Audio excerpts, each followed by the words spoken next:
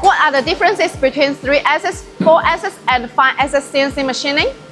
3-axis, 4-axis, and 5-axis machining are the three most common CNC manufacturing methods. The main difference is the number of control axes and the machining range that can be achieved in a single setup. 3-axis machining is the most basic and widely used method. The cutting tool moves along the X, Y, and Z axes, making it suitable for flat surfaces, slots, holes, and cavities. It offers lower machining costs and is ideal for many standard parts and rapid prototyping projects. 4-axis machining adds one rotary axis to 3-axis machining.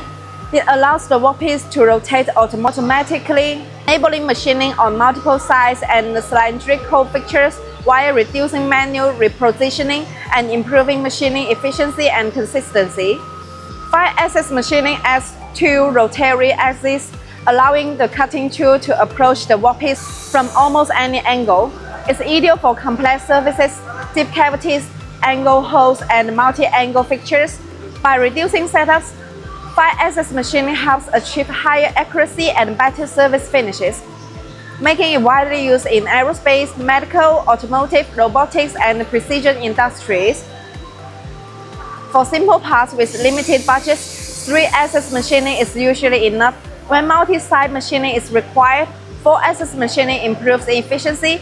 For complex geometries and high-precision components, 5-axis machining provides the best solution.